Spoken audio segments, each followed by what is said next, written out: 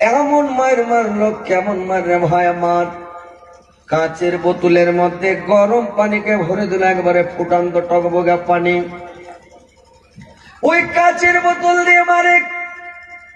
আর যেখানে বোতলটা ধরেন মাংস ফুলা হাড্ডি ছেড়ে উঠে যায়, যেখানে ঠেকা ওখানে যেখানে সেখানে ঠেকিয়ে সারা শরীরের আকার আকৃতিকে পাল্টে দিল, এমন মায়ের মারল। মুখটা খুলিয়ে দিল, সারা শরীরকে ফুলিয়ে এমন ভাবে মার দিল যে তাদের আকার আকৃতি দেখা যায় না রে ভাই। আর মারতে মারতে আল্লাহর নবী কাবা শরীফের কাছে আছে, এবার করেছে কি দুটা বেটিকে মারতে মারতে ঘাড় ধাক্কা দিতে দিতে আল্লাহর নবীর সামনে নিয়ে চলে গেল। বললে আল্লাহর নবীর সামনে গিয়ে বলল, এই যে লেন আপনার বেটিকে, আপনার মেয়েকে লেন, আমরা আজকে তালাক দিয়ে দিলাম, ছেড়ে দিলাম, আর আপনার মেয়েকে আমরা রাখবো না, আজকে মানে তালাক করে দিলাম, আজকে ছেড়ে দিলাম, নিয়ে চলে যাও। আল্লাহর নবী বেটির মুখের দিক দেখে, চেহারার দিক দেখে সুবহানাল্লাহ, আল্লাহর নবীর চোখে পানি থামে না, ঝর ঝর করে আল্লাহর নবীর চোখ দিয়ে পানি বের হতে লাগলো। পৃথিবীতে এরকম কোন মানুষ আছে ভাই আমার, যে জামাই যদি বেটিকে মারে পৃথিবীর কোন মানুষ বরদাস্ত করতে পারবে না, সহ্য করতে পারবে না রে ভাই। যে মানুষ যখন বেটিকে মানুষ করে, কত কষ্ট করে মানুষ করে ভাই বল, নিজে খাই না বেটিকে খাওয়াই, বেটিকে খাওয়াই, কত বাপ রিক্সা চালায়, ভ্যান চালায়, মাটি কাটে, লেভারি করে, জোন কাটে, ছেলে পেলেকে মানুষ করে, কত কষ্ট করে বেটির বিয়ে শাদী দেয়। জামাই বাড়াতে আসলে জামাইকে কত আদর করে মুরগা খিলাই, ডিম সিদ্ধ করে খিলাই, কত খাদ পানি করে, আনাসা তুলে খিলায়, কত আদর করে যত্ন করে, নতুন নতুন বিছান দেয়, নতুন কাপড় দেয়, কত আদর করে যত্ন করে জামা কাপড় দেয়, জামাইকে আদর করে করে জিনিস দিয়ে পাঠায়। মানে জামাইকে আদর করে আমার বেটিকে ভালোবাসবে, আমার বেটিকে মারবি না, গালি দিবি না। যদি আমার বেটি ভুল করে, আমার বেটি কোনো যদি ভুল করে দেয়, অন্যায় করে দেয়, আমার জামাই ক্ষমা করে দেবে, আমার জামাই ভালোবাসবে বলে জামাইকে কত ভালোবাসে, জামাইকে কত আদর করে, নিজের বেটি থেকেও বেশি আদর করে মানুষ জামাইকে। কেন? যে আমার বেটিটা সুখে থাকবে, শান্তিতে থাকবে। আর যদি জামাই বেটিকে মারে, বাবা শুনে রাখ, বাবার কলজা খার খালি লাফাবে রে ভাই। পৃথিবীর কোন বাবা সহ্য করতে পারবে না, বরদাস্ত করতে পারবে না যে আমার মেয়েকে মেরেছে। কত মেরেছে, কিভাবে মেরেছে, বাবা সহ্য করতে পারে না। আল্লাহর নবী কাঁদতে লাগলেন, হাই রে মা, আমি তোমাদেরকে কত কষ্ট করে মানুষ করেছি, একটা চড় মারিলে, একটা গালি দিলে, একটা খাওয়া দিলে। মেয়ের মর্যাদা আল্লাহ পাক দিয়েছেন, বেটির মর্যাদা আল্লাহর নবী বলেছেন এত মর্যাদা, যার 7 বেটি তার বাপ জান্নাতে, যার 6 বেটি তার বাপ জান্নাতি, যার 5 বেটি তার বাপ জান্নাতি, 4 বেটির বাপ জান্নাতি, 3 বেটির বাপ জান্নাতি, 2 বেটির বাপ জান্নাতি, যার একটা বেটি আছে তার বাপ জান্নাতি, যার বেটি নাই তার চিন্তা ভাবনা ছেড়ে ভাই, যার বেটি নাই তার ভবিষ্যৎ কে আছে আল্লাহ জানে, কিন্তু বেটির বাপ হচ্ছে জান্নাতি। এত বেটির মর্যাদা দিয়েছেন, বেটিকে কত আদর করে মানুষ করে, কত সাহায্য করে মানুষ করে। উম্মুল মুমিনিন হযরত খাদিজা আহিরা বলো, ছোট ছেলে রেখে মারা গেল, ছোট ছোট বাচ্চা রেখে মারা গেল, মাওড়া ছেলেকে আল্লাহর নবী কুলি পিঠে করে আদর করে মানুষ করেছে বেটিকে। সেই বেটিকে যদি জামাইতে মারে, মারার মতন মায়ের মারেনি, দুশ্মনীর মতন করে মেরেছে রে ভাই, সারা শরীরের আকার আকৃতি ঠিক রাখি নাই। আল্লাহর নবী কাঁদতে লাগলেন, মা তোমাদেরকে মারার একটাই অপরাধ, আমি দিনের প্রচার করেছি রে মা, কালিমার দাওয়াত দিয়েছি রে মা, তোমাদের কাজকে তালাক দিয়ে দিল, আমার এত দুঃখ নাই মা। কিন্তু তোমাদেরকে যে এত মায়ের মারলো, এত আকার আকৃতি পাল্টে দিল, সারা শরীরের আকার দেখা যায় না রে মা। আমার একটাই ভুল, আমার একটাই অন্যায় যে আমি দিনের প্রচার করছি, এরা মানে বরদাস্ত করতে পারলো না। ওকে না পারবি, ওর বেটিকে মারে, ওর বেটিকে শাস্তি দে, কষ্ট দে। আজকে আমার বেটিগুলো কিভাবে মারলো, আল্লাহর নবী সহ্য করলেন, কি করবেন, বরদাস্ত করে গেলেন যে আমি একজন নবী, আমি একজন নবী, আর আজকে আমি কি করবো, আমি তার বদলা নিতে পারবো না। কিন্তু এখনকার মানুষ যদি হতো, পৃথিবীর মানুষ বরদাস্ত করত না রে ভাই, আল্লাহর নবী বরদাস্ত করে নিলেন। এখনকার মানুষ বরদাস্ত করতে পারত না, যে যদি জামাইকে মেরে জেল খাটতে হয় তাও খাটবো, কিন্তু আমার বেটিকে এরকম করে মেরেছি, আমি কোনো মতে বরদাস্ত করবো না, এর বদলা নিবই। জামাইকে ধরে বাইরে ঠাটা দরকার ছিল বা মারত, কিন্তু আল্লাহর নবী ছেড়ে দিলেন, কোনো কথা বললেন না। এবার দিকে গেলেন, দেখেন ভাই, এই ধর্ম প্রচার করতে গিয়ে আল্লাহর নবীকে কত কষ্ট সহ্য করতে হয়েছে, ধর্ম প্রচার করতে গিয়ে কত অপমান হতে হয়েছে, কত কষ্ট সহ্য করতে হয়েছে। ভাই দেখেন, আজকে আমরা ইসলামকে পেয়েছি, আমরা শান্তি ভাবে আছি, কিন্তু আমাদেরকে গালি খেতে হয় না, মার খেতে হয় না, আমাদেরকে মানে কোনো অপমান বেজ্জত হতে হয় না। আমরা আমরা আজান দিচ্ছি, আমরা নামাজ পড়ছি বিন্দাস, আমরা এত বেফিকির আছি, অথচ আমরা নামাজ পড়ি না, আমরা আল্লাহকে ডাকি না, আল্লাহকে স্মরণ করি না, আমরা আল্লাহর দিকে ধাবিত হই না। ভাইরে আমার, এটা আমাদের গাফলাতি, আমাদের অলসতা। দেখেন আল্লাহর নবী কত কষ্ট সহ্য করেছেন। আল্লাহর নবী মানুষকে বুঝাতে গেলেন, মানুষকে বুঝায়। একদিন আল্লাহর নবী কোন জায়গা চলে যাচ্ছেন ভাই, আল্লাহর নবী চলে যাচ্ছেন, আর রাস্তায় দেখছে আবু জাহেল কিছু গুন্ডা পান্ডা নিয়ে বসে আছে, আবু জাহেল গুন্ডা পান্ডা নিয়ে বসে আছে। আল্লাহর নবী রাস্তা দিয়ে চলে যাচ্ছেন, আবু জাহেল একটা পাথর যে মারলো, একটা পাথর যেমন মারা আল্লাহর নবীর মাথাতে লেগে গেল,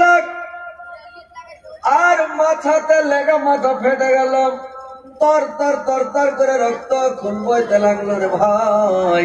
সারা শরীর রঙিন হয়ে গেল, রক্তে লাল হয়ে গেল, একবারে পাথরে কেটে গেল, মাথার চামড়া দিয়ে মাথা ফেটে গিয়ে একবারে রক্ত চো চো করে রক্ত পড়ছে, সারা শরীর রঙে গেল। আল্লাহর নবী কাঁদতে কাঁদতে বাড়ি চলে যাচ্ছে, আর ওদিকে গেলেন না। কোথায় যাচ্ছিলেন আর গেলেন না, বাড়ি চলে আসছেন। ওর চাচা আমির হামজা দেখে নিল যে আমার ভাতিজাকে মেরে রক্তে রঙিন করে দিয়েছে, সারা শরীর রক্তে রক্তাক্ত করে দিয়েছে। আমির হামজা তখন করল কি, কোথায় শিকার করতে যাচ্ছিল, ঘাড়ে তীর ধনুক ছিল রে ভাই, ওদের ওই মানে তীর ধনুক নিয়ে শিকার করতে যাচ্ছিল। এবার আমির হামজা বলল, কে তোমাকে মারলো বলে দাও, কোন পাষাণ রে মারলে পাথর, আমার এতিম ভাতিজার খুন বয়ে যায়। সিরে শরীর মারলি পাথর, সিরে শরীর মারলি পাথর, কান্দে আসমান জমিন হায় রে হায়, কোন পাষাণ রে মারলি পাথর, আমার এতিম ভাতিজার খুন বয়ে যায়। দেখিয়ে দাও না গো ভাতিজায় আমার, দেখিয়া দাও না গো ভাতিজায় আমার, বংশ তাহার করিব ধ্বংস, নাম নিশানা দিব মিটাইয়া, কোন পাষাণ রে মারলি পাথর, আমার এতিম ভাতিজার খুন বয়ে যায়। কোন পাষাণ রে মারলে পাথর, আমার এতিম ভাতিজার খুন বয়ে যায়। কান্দিয়া বলেন আমির হামজা, কান্দিয়া বলেন আমির হামজা, কহ গো ভাতিজায় আমার, কোন পাষাণ রে মারলে পাথর, আমার এতিম ভাতিজার মাতা। নবীজি তখন কান্দিয়া বলে, নবীজি তখন কান্দিয়া বলে, ব্যথা যদি লাগা গো চাচা, হুকিয়ে দাও গো তহিদ কালেমা এতিম ভাতিজার মাথায় ব্যথা যদি লাগা গো চাচা হুকিয়ে দাও গো তহিদ কালেমা এতিম ভাতিজার মাথায়। আমির হামিদা কলমা পড়ে নিল, সঙ্গে সঙ্গে কলমা পড়ে নিয়ে মুসলমান হয়ে গেল। বলছে রে ভাতিজা বল কোথায় আছে, কে মেরেছে? বললে চাচা আমাকে মেরেছে আবু জাহাল। বললে আবু জাহাল কোথায়? বললে ওখানে পাহাড়ের কিনারায় গুন্ডা পান্ডা নিয়ে পালিয়ে বসে আছে, লুকিয়ে আছে। আমির হামিদার গলাতে ছিল ধনুক, তীর পিঠে আছে বাঁধা, অনেকটি তীর আছে, তীরের বোঝা পিঠে। ধনুক খানার দড়ি খোলা আছে রে ভাই, ধনুকে দড়ি লাগা নাই, শটাং হয়ে আছে ধনুকটা। ধনুক খানটা মানে উঠিয়ে নিল, আর ওই ধনুকটা নিয়ে এইবার আমির হামজা দৌড় দিয়ে দিল আবু জেলের দিকে। এমন জোরে দৌড় দিল কাক আবু জাহাল, मैं का दूध पियो हो तो बाहर निकल जाओ, तुमको मैं चुन चुन के मरूंगा। একবারে যখন রেগে বেরিয়ে গেছে, এইবার তখন আবু জেহেল বলছে রে বাপরে আমির হামজা চলে এলো। আমির হামজা মহাবীর, খুব শক্তিশালী। আমির হামজার এত শক্তি রে ভাই, 10-20টা লোক আর আগা দিকে কেউ টিকবে না, সবকে মেয়েরা শুতিয়ে দিবে, এত যোদ্ধা মানুষ। এইবার আবু জেহেল পালালো, সবাই পালিয়ে গেল গুন্ডারা। আবু জেহেল লুকালুকি করছে, এই মনে লুকাচ্ছে, ইট ঘুরতে যাচ্ছে। হঠাৎ দুজনের মুখ সামনাসামনি। আবু জেহেল মানে লুকাতে যাচ্ছিল, আর আমির হামজার মাথায় একবারে ধনুকটা ধরেছিল, ধনুকের মাথা ধরে আছে। উঠিয়ে যে সাপ বেড়া করে 2-4 ধনুক দিলে রে ভাই, তো আবু জেহেলকে মাটিতে ফেলে দিলে। আবু জেহেল মাটিতে পড়ে খালি লটপট লটপট শুরু করে দিয়েছে রে ভাই। আবু জেহেলের গুন্ডাগুলো সব দড়িয়ে চলে আসলো চতুর্দিক থেকে, আমির হামজাকে ঘেরে নিল। মারার জন্য আইটেম নিয়েছে, তৈরি হয়ে গেছে, মারবে। আবু জাহেল বলছে দেখ তোরা কেউ মারিস না, আমির হামজার গায়ে হাত লাগাইস না, এরাকে মেয়েরা থামতে পারবি না। ওই বাঘের পাছায় ঘোচা দিলে বাঘ ছাড়বে না, সবকে খেয়ে নেবে। তো খবরদার একে মারবি না, যদি একে মেরে দিস রাগ উঠে যায় আমির হামজার, তো কাউকে রাখবে না। আমার দোষ, আমি ওর ভাতিজার মাথায় পাথর মেরেছে, ওর ভাতিজার মাথা ফেটেছে, ওর রাগ উঠে গেছে, খুন চড়ে গেছে, এখন কেউ মারিস না, ওকে যেতে দে। আমির হামজা সেখান থেকে চলে আসলো রে ভাই। তো দেখেন আল্লাহর নবীর মাথা দিয়ে খুন হয়েছে, কত কষ্ট কত তাকলিফ। এই দিন প্রচার করতে গিয়ে, দিনের দাওয়াত দিতে গিয়ে আমার নবীর কত কষ্ট কত তাকলিফ, কত কষ্ট করেছে ভাই আমার। আর আজকে আমরা সুখের ধর্ম পেয়েছি, সুখের দিন, কিন্তু আজকে আমরা আল্লাহকে আমরা চিনতে পারলাম না, আল্লাহর রাসূলকে চিনতে পারলাম না। আল্লাহর ইবাদত বান্দেগি ছেড়ে দিয়ে, নবীর সুন্নাতকে ছেড়ে দিয়ে আজকে আমরা বেধর্মের অনুকরণ, বেধর্মের অনুসরণ করছে। আজকে আমেরিকার বেশভূষা নিয়ে মানুষ চলছে, আজকে মানুষ বেধর্মের ড্রেস পরছে, আজকে মানুষ বেধর্মের মতো চয় চলন। নবীর সুন্নাত কারোর নাই যে আমাদেরকে ভালো সুন্দর পোশাক পরতে হবে, আমাদেরকে সুন্দর পোশাক নিয়ে আমাদেরকে দুনিয়াতে ভালো পোশাক পরতে হবে, নবীর সুন্নাত মোতাবেক চলতে হবে, নবীর সুন্নাত মোতাবেক চুল কাটতে হবে, লুঙ্গি পরতে হবে, পায়জামা পরতে হবে। আজকে এটা মানে চিন্তা ভাবনা কিছুই নাই, আজকে বেধর্মের মতো যেটা যাকে মনে লাগছে সেটাই করছে ভাই। তো আজকে দেখেন আমাদের জন্য এই ধর্মকে টিকে রাখার জন্য, এই ধর্মটা আনতে কত কষ্ট হয়েছে, কত কি হয়েছে, মাথা পাটলো, কত কি দেখেন বেটির তাল্লাক হলো, ছাড়ান হয়ে গেল, কত বেটিরা মেরে গেল। আমার জন্য একদিন কাবা শরীফের কাছে নামাজ পড়েছেন, সাজদায় পড়ে আছে, যখন নামাজ পড়তে পড়তে আল্লাহর নবী সিজদাতে গেছে রে ভাই, আবু জেহেল গুন্ডা পান্ডা নিয়ে গিয়ে করেছে একটা উটের ভুঁড়ি নিয়ে গেল, আর উটের ভুঁড়ি নিয়ে গিয়ে আল্লাহর নবীর মাথার উপরে চাপিয়ে দিল। আল্লাহর নবী সিজদায় পড়ে আছে, উটের ভুঁড়িটা তার মাথায় চাপিয়ে দিল। আল্লাহর নবী উঠতে পারে না, বড়কা উটের ভুঁড়ি কি আর উঠতে পারে রে ভাই? আল্লাহর নবী চাপা পড়ে আছেন, আর উটের ভুঁড়ি চাপিয়ে দিয়েছে তার মাথাতে। আল্লাহর নবী মাথা তুলতে পারে না। ইবনে মাসউদ ছিল ওখানে, কিছু বলতে পারে না, গুন্ডারা ধরে হয়তো মারবে। এবার দৌড়তে দৌড়তে গিয়ে ফাতেমাকে বললেন, ফাতেমা তোমার আব্বার মাথার উপরে উটের ভুঁড়ি চাপিয়ে দিয়েছি, তুমি দাঁড়িয়ে যাও। বাইরে আমার যেমন ফাতেমা সোনা, ফাতেমা চিলের মতন ছুটে গেল, এমন জোরে এত গতি বেগে মানে দৌড় দিল, দৌড়িয়ে গিয়ে আল্লাহর নবীর মাথার উপর থেকে উটের ভুঁড়িটা গড়িয়ে ফেলে দিল, আল্লাহর নবীকে টেনে বের করে নিল। আল্লাহর নবীর চোখ বড় বড় করে দিয়েছে। আল্লাহর নবী বলছে আল্লাহুম্মা আলাইকা বিকুসুর, আল্লাহুম্মা আলাইকা বিকুসুর। আল্লাহর নবী চোখ মুখ বড় বড় করে দিয়েছে, হয়তো আর কিছুক্ষণ থাকলে মারা যেতেন রে ভাই, এত মানে কষ্ট আল্লাহর নবীকে আঘাত দিয়েছে।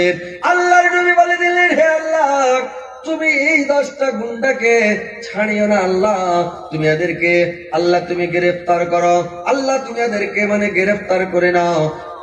বদরের যুদ্ধে আল্লাহর নবী আঁখ টেনে টেনে দাগ দিয়ে দিয়েছিলেন, এইটা দাগের মধ্যে আবু জেহেল মরবে, এটাতে উবাই বিন মুত্তা মরবে, এটাতে নাজার বিন হারিস মরবে, এটাতে ওয়ালিদ বিন মুগিরা মরবে, এটাতে উম্মুক মরবে, এটা উম্মুক মরবে, দাগ দিয়ে দিয়ে দিয়েছিল। যেদিন আবু জেহেল মারা যায় সেদিন দেখছে আবু জেহেল যে পড়ে আছে, আর ইবনে মাসউদের বুকে যখন চড়ে নিয়েছে, দেখছে আমি ওই নবী আঁখ টেনে দিয়েছিল এখানে আবু জেহেল মরবে, দেখছে আঁখের মধ্যে আবু জেহেল মারছে ঝিঠা যে আমি আঁখের বাইরে চলে যাব, গোড় মারতে যাচ্ছে। ফেরেশতারা দেশে কেমন করে চেপে ধরেছে, নবীর কথা রদ হবে না, নবী যেটা বলেছে আল্লাহর দরবারে কবুল হয়ে গেছে, কারেন্টের মতো দাগের বাইরে যেতে পারবে না। ফেরেশতারা চেপে ধরে আছে। ইবনে মাসউদ তরবাল বের করলো, কবর থেকে টেনে নলিতে লাগিয়ে আবু জেহেলের টুটিটাকে কেটে ছুটিয়ে নিল রে ভাই। বুঝতে পারলেন আল্লাহর নবীকে কত কষ্ট কত সাজা দিয়েছে, যে আল্লাহর নবী যখন কাবা শরীফের কাছে নামাজ পড়তেন, আল্লাহর নবী আবু জাহাল পেছন দিক থেকে দৌড়িয়ে যাচ্ছে, যেবার গলাটা ধরবে টুটি খানকে ধরে মাটিতে কচলাবে রগড়াবে, এই জন্য যেমন হাত বাড়ালছে। আবু জেহেল দেখছে যে আল্লাহ নবী ওখানে নামাজ পড়ছেন এখানে, আর মধ্যস্থলে এমন একটা গর্ত, আর দাও দাও করে আগুন জ্বলছে, একটা পা যদি উঠিয়ে আবু জেহেল যায় তো আগুনের কূপে পড়ে যাবে, কুয়োতে পড়ে যাবে, গর্তে পড়ে যাবে, আবু জেহেল মারা যাবে। হাত ঝাড়তে ঝাড়তে পিছনে সরে পালিয়ে গেল। আবু জেহেলের লোকেরা জিজ্ঞাসা করলো, কি হলো, কেন পালিয়ে আসলেন? আবু জেহেল বলল, আরে আরে একটু গেলে একটা পাও ঝেলে আমি মারা যেতাম, আগুনে পড়ে যেতাম। ওর পিছন দিকে বিরাট আগুনের গর্ত, আর দাও দাও করে আগুন জ্বলছে, আমি যেতে পারলাম না। আল্লাহ যদি বাঁচায় মারে কে? আল্লাহ মারে তো বাঁচায় কে? ভাইরে আমার, আল্লাহ যদি বাঁচায় তো কেউ মারতে পারবে না, আল্লাহ যদি মারে কেউ বাঁচাতে পারবে না, সারা পৃথিবীর মানুষ বাঁচাতে পারবে না। এইবার আবু জেহেল মারতে পারলো না। আবু জেহেল এইবার চিন্তা ভাবনা করলো, কালকে যাবো, কালকে যখন মোহাম্মদ নামাজ পড়বে তখন যাবো, ওকে মেরে দেব। আবার আবু জেহেল করেছে কি, আবার মারার জন্য গেছে। যখন মারার জন্য যাচ্ছে, আল্লাহর নবীর পিছন দিকে দেখছে, যখন ওখানে গেছে একটা গর্ত আছে, আর গর্তের মধ্যে এমন একটা বড় উট বসে আছে, এত গলা লম্বা, এত বড় মানে এত বড় বড় দাঁত। আবু জেহেল বলছে আমি জিন্দেগিতে অত বড় মানে দাঁত বড় উট দেখিনি। জঙ্গলি উটের মতো উটটা ওর পিছন দিকে বসে আছে, আল্লাহর নবীর পিছনে বসে আছে। আল্লাহর নবীকে আমি ধরতে পারলাম না, আমাকে গায়ে হাত দিতে পারলাম না। যদি আমি একটু হাত বাড়াই, উটে মনে হচ্ছে লাফিয়ে আমাকে ধরে নেবে, এত দাঁত বড় বড়, আর গলাটা এত লম্বা, মনে হচ্ছে আমাকে ধরে নেবে। আবু জেহেল লাগলো ছুটা পাছা মনে পালাইতে, চলে যায় পালিয়ে। আবু জেহেলের লোকেরা তামাজগির চতুর্দিকে দাঁড়িয়ে আছে। এরা দেখে বলল, কি হলো ওস্তাদ, কি হলো গুরু, কি হলো সরদার, কেন পালাপালি করছেন, কি ব্যাপার, কি হয়েছে? আবু জেহেল বললেন, রে খেপারা, এত বড় উট দেখলাম আমি জীবনে দেখিনি। যদি নাবির গতরে হাত দিতে যাই, নাবিকে আমি ধরে, তো উটে আমাকে ধরে নেবে ভাই, ওই জন্য আমি পালিয়ে আসলাম। এইটা কিন্তু উট ছিল না রে ভাই, জিবরাইল আলাইহিস সালাম উটের রূপ ধরে আল্লাহর নবীর পিছনে বসেছিলেন, আল্লাহর নবীকে পহরা দিচ্ছিলেন। আবু জেহেল যদি খালি ধরতে যেত তাহলে কিন্তু আর পানে করতো কি, ওকে ক্যামেরা সারা করে দিত, সেদিনই মরে যেত। কিন্তু ধরতে পারল না। কিন্তু আবু জেহেলকে শরম নাই, আবু জেহেলের মানে লজ্জা নাই। আবু জেহেল শয়তান মানুষ, খাতারনাক লোক রে ভাই, বদমাস মানুষ। আবু জেহেল করেছে কি, তারপরের দিন আবার করেছে কি, একটা বড়কা বোল্ডার নিয়েছে, আর বোল্ডার নিয়ে চলে গেছে, যে বোল্ডারটা যখন আল্লাহর নবী সিজদাতে যাবে আর সেইদা অবস্থাতে থাকবে, বাড়কা বোল্ডার ওর মাথার উপরে ফেলবো, মাথাকে চুরমার করে দেবো, ডাইল করে দেবো, মাথাটা হয়ে যাবে, মাথাটা শেষ হয়ে যাবে। বোল্ডার ফেলতে যাবে আল্লাহ নবীর মাথার উপরে, এমন জোরে বোল্ডার উঠিয়ে ফেলতে যাবে, বোল্ডার ফেলতে যাচ্ছে, আল্লাহ নবী সিজদায় পড়ে আছে, বোল্ডার ফেলতে যাবে, বোল্ডারে ওর হাত লেগে গেছে। পাথরে কিন্তু আবু জেহেলের হাত ছাড়ে না, পাথর ফেলছে তো পাথর পড়ে না, ওর হাত লেগে আছে, পাথর মাথায় করে লাগলো পালাইতে, দৌড়তে দৌড়তে পিছনে পালায়। ওখানে গিয়ে যদি পাথরটা ফেলতে দেখেন আবু জেহেলের লোক আছে, গুন্ডা পান্ডা মাস্তানেরা আছে, ওইখানে আবু জেহেল যদি পাথরটা ফেলছে তো পাথরে ফেলছে তো হাত ছুটে না, হাত পাথরে লেগে গেছে, হাত ছুটাতে পারে না, ছুটে না হাত। ওর লোক গালা করবে কি, পা পাথরে দিয়ে যদি পাখড়া পাখড়ি করছে তাও ছুটে না, আর একজনা করেছে কি মেরেছে ওর পাশা দিয়ে যদি 2-4 লাখ ফাড়াস করে হাত ছুটে গেছে, বুঝতে পারলেন? হাত যেমন ছুটে যাওয়া, তাও কি ওকে শরম হয়েছে? ও বলছে আল্লাহ নবীর কাছে ওর বাড়ি চলে গেছে, বাড়ি যে আল্লাহ নবীকে বলছে, মোহাম্মদ তুমি আমাকে চিনো, আমি কেটা, তুমি আমার সঙ্গে পাঙ্গা দিচ্ছ, তুমি আমার সাথে মাস্তানি করছো, তোমাকে মানা করছি কাবা শরীফের কাছে নামাজ পড়বে না, তুমি তাও যাচ্ছ নামাজ পড়তে, তুমি জানো আমাকে চিনো, গোটা মক্কার লোক আমার, পাহাড়ের লোক আমার, সরজমিনের লোক আমার, সমাজের লোক আমার, এলাকার লোক আমার, সবই তো আমার লোক, তোমার কে আছে? আমি যদি অর্ডার করি তোমাকে মাইরা ভুলভাল করে দিবে, আর তুমি আমার সাথে পাঙ্গা নিচ্ছ। আল্লাহ বললেন, আল্লাহ বলে দিলেন, কাল্লা কাল্লা লা ইল্লামান তাহিলা নাসফাআম বিন নাসিয়া নাসিয়াতিন কাযিবাতিন খাদিয়া ফাল ইয়াদুনা দিয়া। বলে দিলাম যে যদি তোমার গায়ে হাত লাগিয়ে দেয় মোহাম্মদ, আমি ওর মানে নাসিয়া মানে মাথার চুল, আবু জেহেল মাথার চুল খুব বড় বড় রাখতো, খুব বড়ি বলা হাগরে ঘোমড়া চুমড়া গব্বর সিং এর মতন, আর খুব তাগড়া মানে একবারে আবু জেহেল চুল বড় বড় রাখতো, আর খুব সেন্ট লাগাতো, আর খালি চিরুনি লাগাতো, চুলের খুব যত্ন করতো আবু জেহেল। তো চুলকে বলা হয় আরবিতে নাসিয়া। বললেন নাসিয়াতিন নাসিয়া কাযিবাতিন খাদিয়া, মানে ওর চুলের ঝুঁটি ধরবো আর মানে টানা হেঁচড়া করবো, তুমি চিন্তা করিও না। ফালিয়াদো না দিয়া ওর লোকগুলোকেও ডাকো, সানাদ ও জাওয়ানিয়া, আর আমি একজন জামানিয়াকে পাঠিয়ে দিব, তারপরে খেলটা দেখে নাও। জাওয়ানি বুঝতে পারছেন? আরবি মানে তো পাবলিক আপনারা বুঝতে পারবেন না। জামানিয়া বলা হচ্ছে 7টা জাহান্নাম, 7টা জাহান্নামে 19টা দারোগা আছে, আর 19টা দারোগাকে জামানিয়া বলা হয়। ওই 19টা দারোগাকে জামানিয়া বলা হয়, আর 19টা দারোগা হলো জামানিয়া। আর ওর মধ্যে যেটা হেড কমান্ডার, দারোগার মধ্যে একটা হেড আছে, তো থানার বড় বাবু থাকেন আইসি, আপনার এটাই বড় বাবুকে কি বলে? বড় বাবুই বলে নাকি? আমাদের বাংলা লোকের আইসি বলে, থানার আইসি মানে বড় বাবু। তো ওই আইসি মানে বড় বাবু ও করে কি জানেন? আইসি যেরকম একটা মেন হেড, যত দারোগা আছে, ম্যাজিক্যাল দারোগা, ছোট দারোগা, যত দারোগা, যত জামাদার, যত যে আছে, মানে বড় দারোগার কথা মোতাবেক সবাই চলে নাকি? যেটা অর্ডার করবে সেটাই। বড় দারোগা যেটা বলবে ওটাই শুনবে। তো কি হয়, যেটা মেন দারোগা জাহান্নামের, ওর নাম হচ্ছে হযরতে মালিক আলাইহিস সালাম। হযরতে সব নিন চলে গেছেন নাকি? কেউ খাড়িয়া নিন পারছে, কেউ পয়সা নিন পারছে, কেউ চোখ বেল করে নিন পারছে, কেউ চোখ গুঞ্জা নিন পারছে, এরকম করে ব্যাপার যে ভাই। হ্যাঁ করেন, চালাচুলি করেন, তাহলে তো বুঝতে পারবো যে এরকম।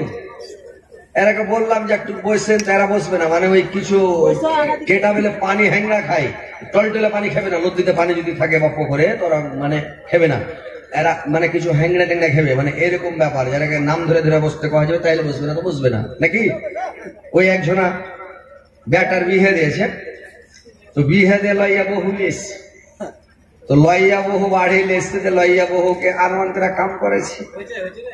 তো লইয়া বহুকে যখন আরমান করে কাম করাইতে লেগেছে, তো কাম করছে, তো কাম করতে করতে আপনাকে বিহারে তো সবারই গলতে একটা করে গহিল ঘর আছে, গরুর ঘর আছে কিনা? সবারই গলতে একটা করে গহিল ঘর আছে। আগে আমাদের বাঙালি ছিল আগা যুগে ভাই, এখন নাই। আপনাদের বিহারে এখন বৈঠক ঘর আছে, কিন্তু আমাদের বাঙালি বৈঠক নাই।